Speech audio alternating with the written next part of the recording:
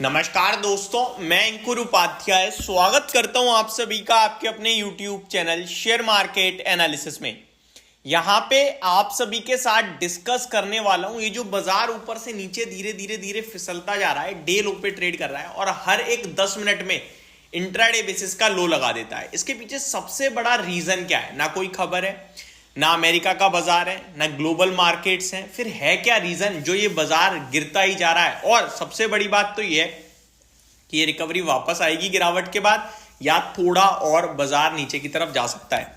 हालांकि अगर मैं परसेंटेज टर्म्स में देखूं कुछ खास मूवमेंट नहीं है, लेकिन मार्केट डेज लो पे आता हुआ दिख रहा है एक बार फिर से, और हर 10-15 मिनट में डे लो लगा देता है।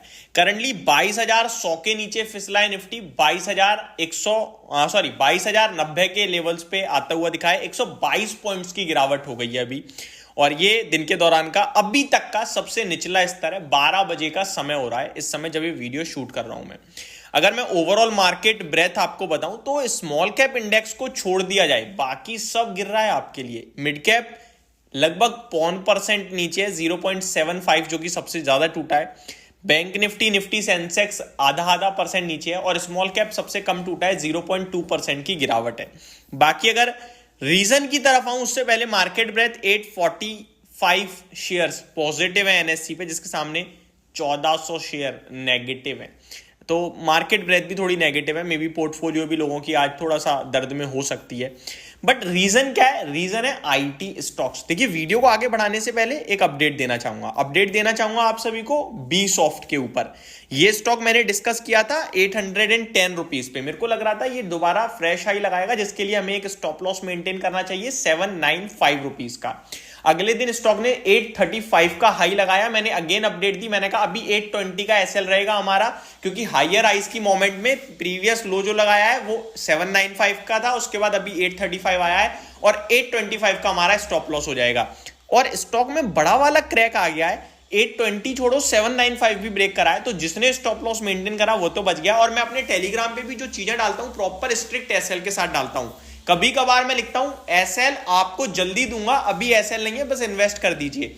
वहां पे इन्वेस्टमेंट का व्यू होता है, तो वो स्टॉक्स अलग होते हैं। इसीलिए मैं कहता हूं जब तक आपका वाई क्लियर नहीं है ना, क्यों मैं ट्रेडिंग कर रहा हूं, मेरा स्टॉप लॉस ये है, दैट्स इट। स्टॉप लॉस कटेगा, मेरे को पोजीशन काटनी है। मैं इन्वेस्ट कर रहा हूं, मेरा रीजन ये है, तो मैं इस रीजन को देखूंगा, फिर मैं स्टॉक के प्राइस के गिरावट में नहीं डरूंगा। तो ये आपको समझ में आनी चाहिए बात। तो जो चीज स्टॉप लॉस से है वो स्टॉप लॉस से है, इसीलिए स्टॉप लॉस की वैल्यू है। अब देखो आप 820 की वजह अभी 780 ट्रेड कर रहा है, 40 रुपए वहां से नीचे, और आज आईटी में प्रेशर बना रहा है सबसे ज्यादा। हालांकि वॉल्यूम्स मिसिंग है, आज भी वॉल्यूम्स कुछ खास नहीं है। मैं इस स्टॉक पे अभी भी पोजिशनल बेसिस पे बुलिश हूं।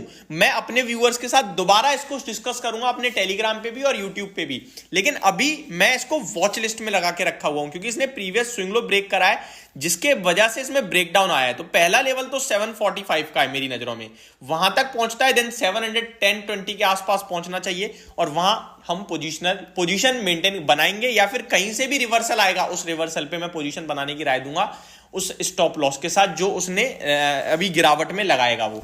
तो ये बी सॉफ्ट रडार पे रखा हुआ है मेरे, और वॉच लिस्ट में लगा हुआ है, ये मैंने आपको अपडेट दे दी। अब अगर रीजन दूं मैं आपको, तो आईटी स्टॉक्स ही रीजन है। आईटी स्टॉक सबसे ज्यादा टूट रहे हैं, 1.5% नीचे है। बट रीजन क्यों टूट रहे हैं? तो एक बार नेस्डेक फ्यूचर्स पे नजर डालते हैं हम और आप।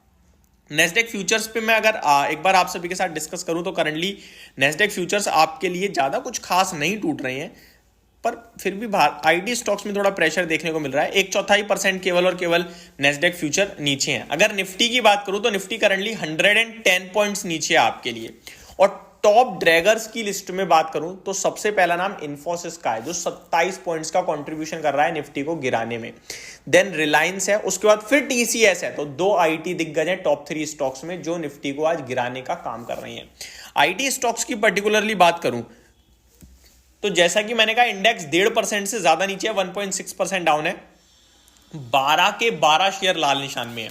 स्पेशली लार्ज कैप में इन्फोसिस 1650 के नीचे फिसल रहा है, 0.25% नीचे है। एचसीएल टेक 1.5% नीचे है। एलटीआई माइंट्री 1.5%, एलटीटीएस 0.5%, एमफेसिस 3% नीचे है, कोफोज 1%, परसिस्टेंट 3.5% नीचे है और टीसीएस में 1.5% की गिरावट है। तो मिड कैप आईटी में कहीं कहीं बड़ा क्रैक है, like emphasis and persistent system, और लार्ज कैप आईटी 1 से 1.5% नीचे है। अभी यहाँ पे क्या करना चाहिए, वेट करते हैं। बाकी पोजिशनल बेसिस पे तो जैसा कि मैं कह रहा हूं, दो तरीके का व्यू है। एक वो लोग हैं जो बोल रहे हैं कि रिकवरी आएगी और शेयर का प्राइस चलने दो, चलेगा और चलेगा, और एक वो लोग हैं जो कह रहे हैं कि रिकवरी आएगी इस होप में, शेयर के प्राइसेस ऑलरेडी चल गए हैं और रिकवरी आएगी नहीं आएगी ये भी कंफर्म नहीं है, तो वैल्यूएशन महंगे हैं। दोनों चीजें एक ही मैटर पे डिपेंड, एक ही प्रोजेक्ट, एक ही फोकस, दोनों का एक ही है कि ग्रोथ आएगी। बस कुछ लोग कह रहे हैं ग्रोथ आएगी शेयर और चलेगा, कुछ लोग कह रहे हैं ग्रोथ आएगी नहीं आएगी उसका तो पता नहीं है, लेकिन ग्रोथ आएगी इस होप में शेयर्स ऑलरेडी भाग गए हैं। ये दोनों सेंटेंस ऑलमोस्ट सिमिलर लग रहे हैं, लेकिन ध्यान से समझिएगा। तो अभी देखने वाली बात है Q4 के रिजल्ट्स में क्या होगा। यही मैं कह रहा हूं, Q4 के नंबर्स आने दो, और रिजल्ट्स अच्छे आ गए तो शूट करेंगे, और अच्छे नहीं आए तो एक डिप मारेंगे, और उस डिप में खरीदने का मजा आएगा।